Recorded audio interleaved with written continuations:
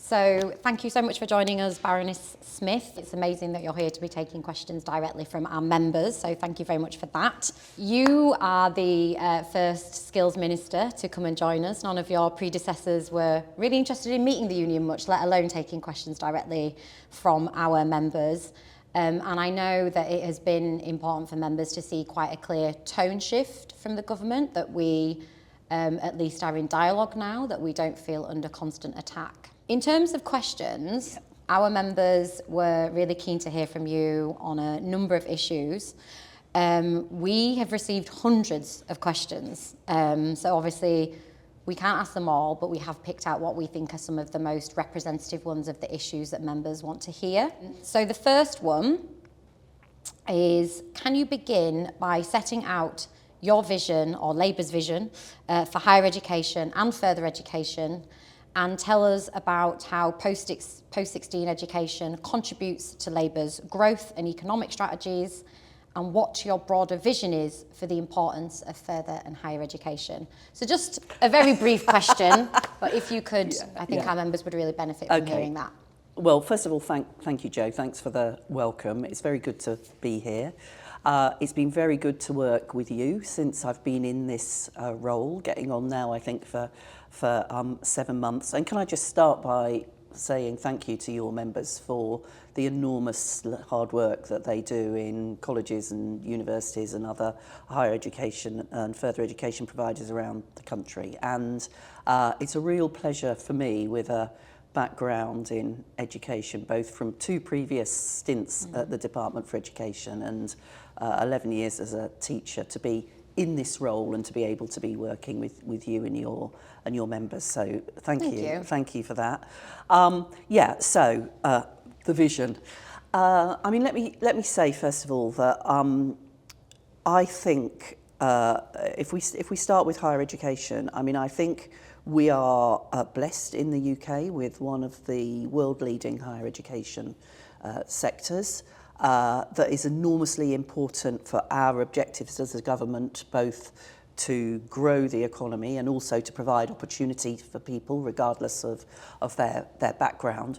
But I also think it's a sector that has faced considerable challenge over the last few years and has been largely at best ignored and at worst undermined by the previous government. And more broadly, in terms of the post-16 area, where we are at this moment developing a post-16 skills and education strategy, which will include within it HE as well as the broader skills area. I think we've got a system that is incoherent, that is not clear to people about how they make their way through it to get on to further study or to get into good quality jobs, that is where there are too often people who aren't able to take advantage of further or higher education and therefore lose out on where that might be able to take them, and which itself has been too focused on unproductive competition, or the system has been designed to promote unproductive competition as opposed to being coordinated and focusing on collaboration for the good of the institutions, your members, and actually the people who are wanting to benefit from that. So that's the sort of starting point for the reforms that we're going to want to put in place. So we'll be publishing the post-16 vision that will say, right, well, these are the changes that we want to make. We want to move from people feeling sidelined by the system to feeling supported by it. And by the way, for some parts of the system, FE in particular, from feeling not in the, to say the least, not in the centre of things, to actually being the key part of both our education and skills system that it is, to move from a system which is fragmented to one that's much more coherent, so people understand how to get on, and to move from that sort of competition to much more cooperation and collaboration. And we'll be actually then engaging in a sort of wide-ranging conversation with people, staff, providers, employers, learners, about how we build that then into a white paper that we'll publish in the summer. And for higher education, we've said we need to get the system on a sustainable financial footing, and that will be part of a reform programme where we've spelt out 5 pillars, and we can talk a bit more about them, I'm sure we will, in terms of some of the questions, but where we can first of all be confident that everybody who could benefit from or wants to go into higher education is able to, and we close the disadvantage gaps, which have actually not only not closed but have got wider, that we ensure that higher education is playing its role in contributing to economic growth, that we recognise the enormous civic potential as neighbours, as employers, that higher education has, and that we promote that we ensure that teaching is of a high and improving quality, and that given that we hope to put the sector on a more stable financial setting, that we're also clear about value for money and efficiency within the sector as well. So that is the task. I don't believe, going back to where you started, I don't believe that that's something that can be delivered by government top down. That's something that will involve the whole of the sector and your members, and I look forward to working with them on that.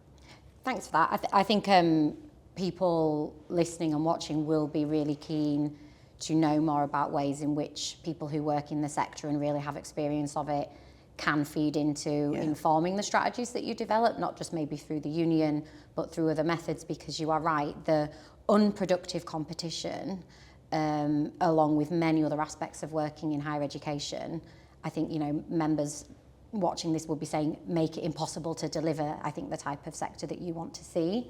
So that's really good to hear. Relatedly, one of the questions we've had a lot from members, but I'm going to single out Anthony at RADA and Merrick at the University of Huddersfield. And I think this is a question many people will want to know the answer to. What can government do to help stabilise the sector? So, Jacqui, we have seen waves of cuts over, successive years. We've got 3 branches right now: Sheffield International, Dundee, East Anglia, Newcastle, Sheffield, Hallam and Brunel, so solidarity to those branches, currently in a dispute with their employer. It's difficult to see how the cuts that we're seeing, whether they're job cuts, department cuts, align with what you've mapped out. So what support is the government able to offer higher education to help alleviate this crisis? Well, first of all, it won't be solved overnight, but we have, and this is where I contrast us with the last government, at the very least been willing to recognise, rather than ignore, a financial challenge, crisis in many places that the sector is facing. One of the very first things that we did, of course, was to refocus the Office for Students on actually giving us, having more of a focus on financial stability, so that we all had a better understanding of, well, not all, because I think, as you rightly saying, your members have had a very sharp-end understanding of the impacts of what the financial situation has meant for them, but that as a system we were clearer about where the real pressures are, so that we could then start taking action. And of course the first action that we took, a difficult decision, not everybody agreed with it, was to essentially lift the cap that had been placed on to tuition fees, to increase them this year in line with inflation, and alongside that to increase student loan support as well by the same amount, as a way of recognising the need for more income to go into higher education. That's a signal of our understanding of the challenge. It's obviously not the end of the job, because we have this was a one-off for this year, and that's why the reform programme that I was talking about will also need us to get to a more sustainable financial basis for higher education, because it strikes me that some of the decisions that have been being made in universities and other higher education institutions around the country have been the result of a lack of ability to be able to plan strategically, a lack of ability to be able to really engage with staff about how to achieve value for money and efficiencies. And that's where some of the most difficult decisions for your members, I suspect, have come from.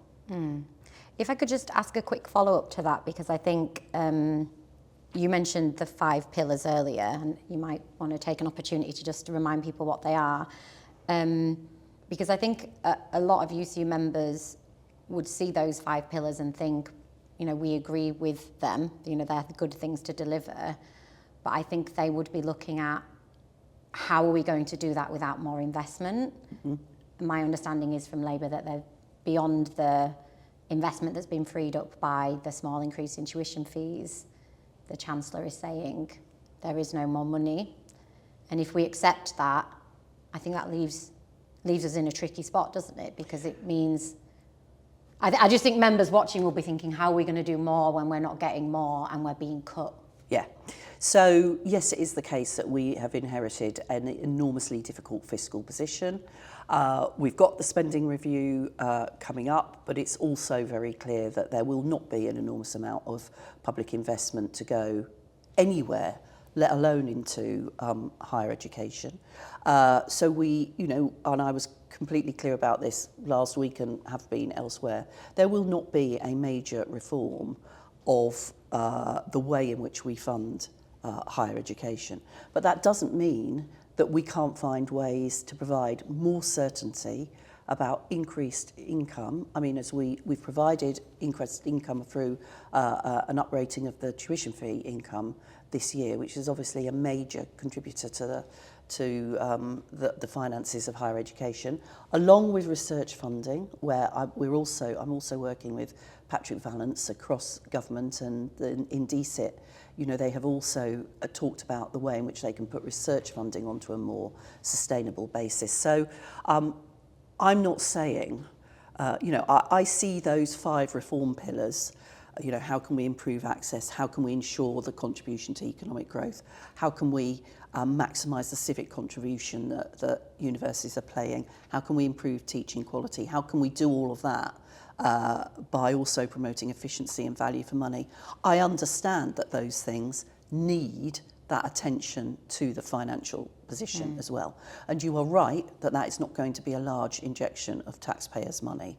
But we will need to answer the question after this year's increase in tuition fees about how we're going to ensure some certainty and some sustainability in the future. Not as much money, I'm sure, as people would want to see, given the situation that we've inherited, but some more, at least, some recognition of the situation that the sector is in, and some certainty to enable longer term planning as opposed to the short term cuts and decisions that institutions have had to take, which have proven so difficult for your members. Thank you. I think just before we move on, because there's a lot of things that members want us to cover, I think that some of our members, are in institutions where the union and the staff of the institution are in agreement that the institution has financial problems and we need to find a way to work through them. I think there's a broader concern in the sector that we have vice-chancellors and university leaders that are almost kind of taking advantage of a bit of a malaise to push through cuts. And I think our members would just want me to acknowledge that we see that there have been almost 2 issues, but we can maybe come back to that, because I've got a question about university leaders, actually. As you would expect, we've had lots of questions on pay. So Carol from UE asks, should Vice-Chancellors be paid more than the Prime Minister? The average pay packet is now around £340,000, and the highest paid Vice-Chancellor takes home a package worth £577,000. And obviously we've seen VC pay soar, and our members' pay has fallen behind inflation by 35% since 2009. So our members are keen to know whether government has spoken to our VCs about our members' falling pay. And Adam from Nottingham asks, when can we expect to see action on pay erosion? So I think if you look at the last few years, what you see across the whole of the public sector and those organisations delivering public services, essentially, which is what HE is, although not formally in the public sector, we have seen erosion of the salaries of those who are working in those and delivering those services. And as a government, we have already begun to take action to try to put some of those things right. So that's why one of the first things in the Department for Education that we did was to accept the STRB recommendation for school teachers, and I'm sure we'll come back to FE pay later on that issue. And this is the beginning of a commitment to ensuring that those people who are delivering those services are getting fairly paid. And when we come to Vice Chancellor's pay, look, I've never been a particular fan, I have to say, of this comparison with the Prime Minister's pay. I think it's sort of like a false comparison. But the point is, the point where I have sympathy is, if Vice Chancellors are coming to me, which they are, and telling me that there is a financial crisis and they're having to make people redundant and they're having to make cuts, I don't think this is the time to be taking, as a leader of those organisations, big pay increases, to be completely fair. And, I think Vice Chancellors should be paid a goodly amount of money. They are running large and complex organisations.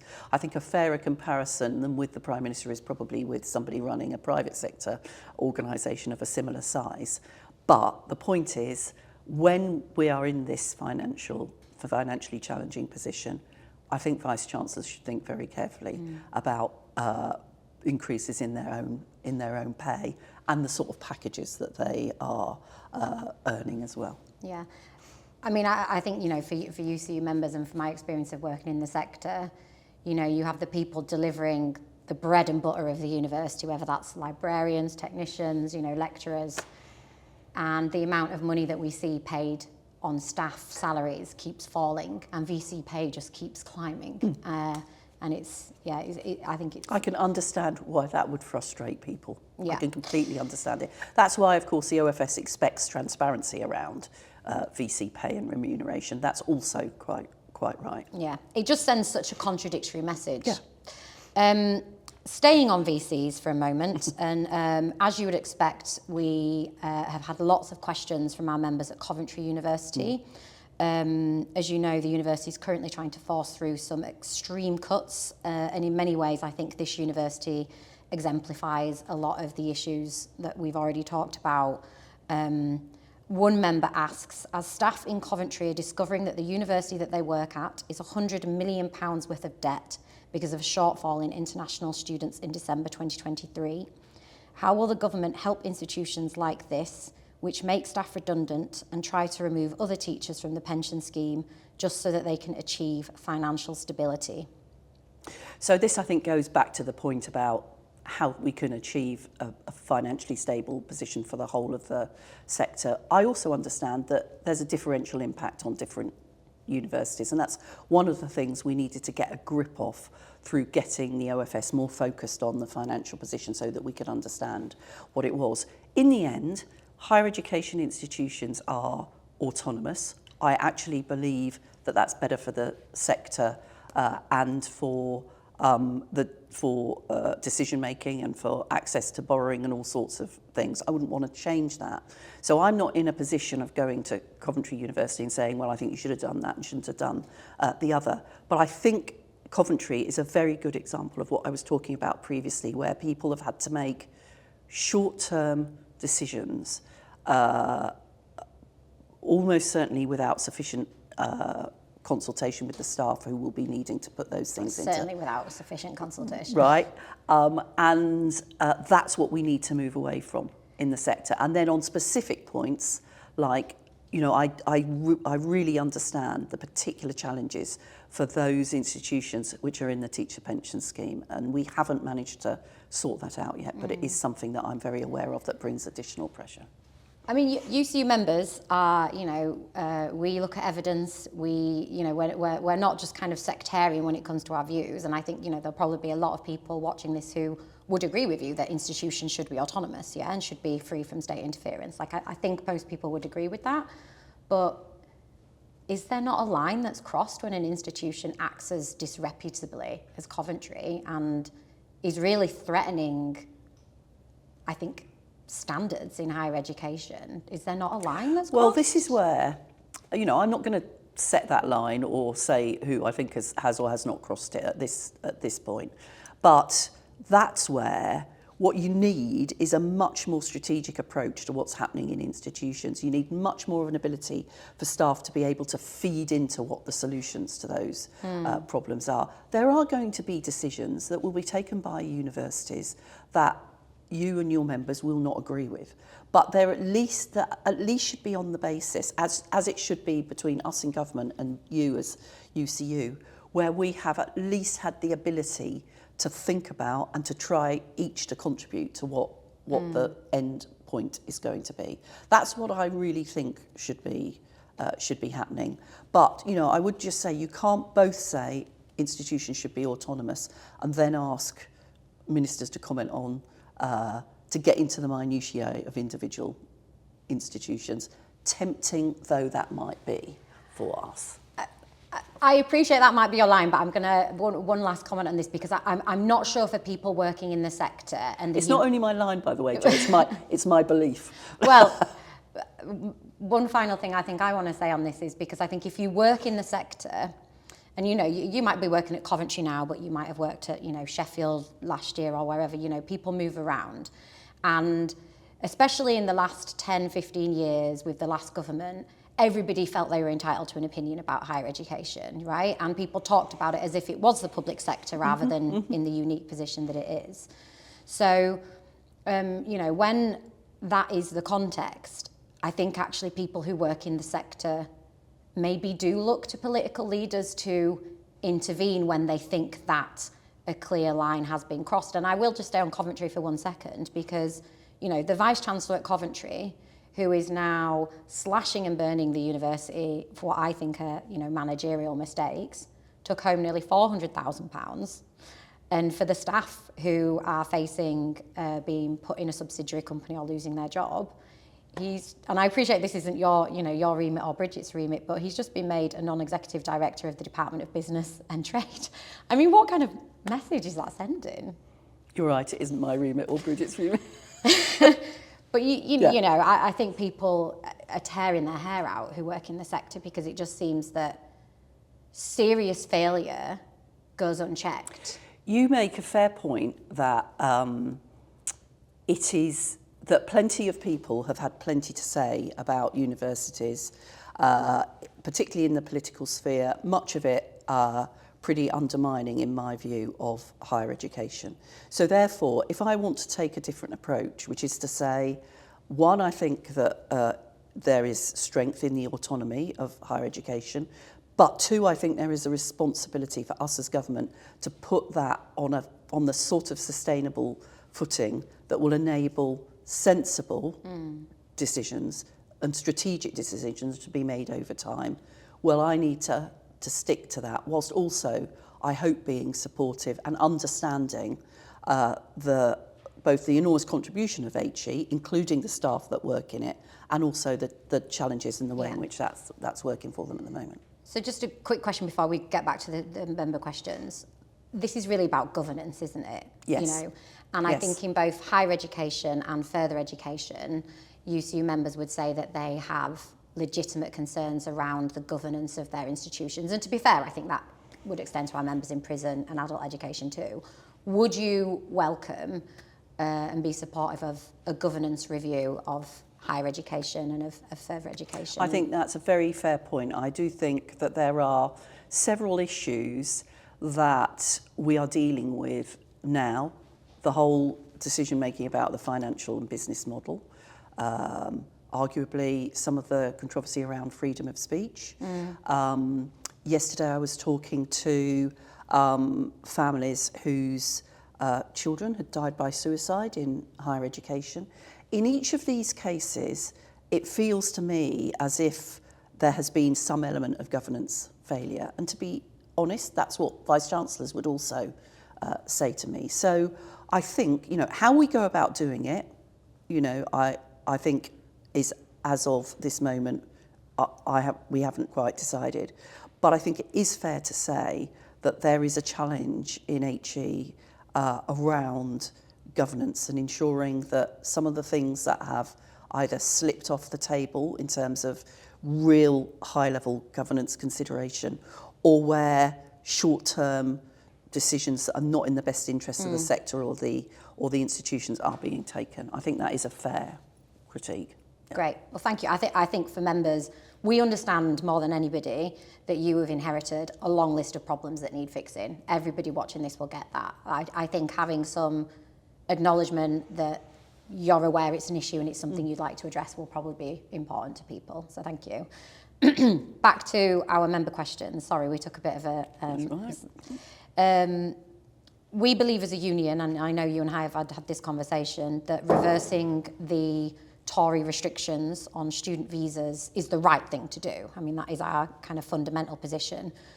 We also believe that it would increase international student recruitment, which, as we just heard from our previous question, has been quite harmful, the dips in that, and would play a role, therefore, in reducing the current financial instability in the sector and safeguard jobs. We've had a question from Helen at the London School of Tropical Hygiene and Medicine, just down the road, and Sally at university, a long way up the road, about what Labour will do to provide a more welcoming environment and more favourable visa conditions for international students. So will you revisit your decision not to reverse the visa restrictions? So, I mean, the first thing to say is, and I hope that people felt the difference in tone when we came into government, is I think that the contribution of international students to higher education is absolutely fundamental. It's fundamental, frankly, in terms of the finance that it brings into our institutions, but actually it's more important than, or broader than that. It's also actually about the openness of the sector. You can't be a world-leading sector if you're not open to the world. The contributions that are made by international students sitting alongside other students in lecture theatres and seminars and laboratories across the country, by the friendships that are built up, by the impact on our soft power as a country that comes from being open to international students. We've put that at the forefront of the way in which we've talked about international students, as opposed to the last government's approach to them as some sort of problem or some sort of, somehow or another taking away from higher education, where in every way they are contributing, including, of course, subsidising domestic students and research. We face not just an issue of whether or not decisions made and rhetoric of the last government was unwelcoming, but also, of course, a highly competitive international market for students. So students will look around the world and decide where they think it is most beneficial for them to go. The US, Australia, Canada, other countries people will make decisions about. So there are a whole range of things that make this country welcoming, and we have tried to be clear that international students are welcome. Yes, the visa system is part of that. We have said we're not reversing the changes that were made last year. I mean, I do think it's quite important that the last government didn't bring about the changes to the graduate visa in terms of the period of time that people could stay after they'd finished their studies, that at one point they were thinking of doing, and that was quite, I think, a battle at the time. But given that there is now the ability for people to come and study here and then to stay for 2 or 3 years afterwards, we won't be changing that, nor will we be reversing the visa decisions on dependents either. And of course, with one of my previous ministerial hats on, I do also understand the challenge to the Home Office and the challenge to the government, actually, which will be reflected in a white paper that is coming soon, to demonstrate an understanding of the impact of migration and the way in which we control it. I do think that will be a really disappointing answer to members. And I think that, we do see the continuation of this sort of visa agenda as continuing the kind of hostile environment ideology. I just think I have to be really honest with you that that's how people in the sector will see it. Well, I think there was a hostile environment rhetoric from the last government. We have changed that.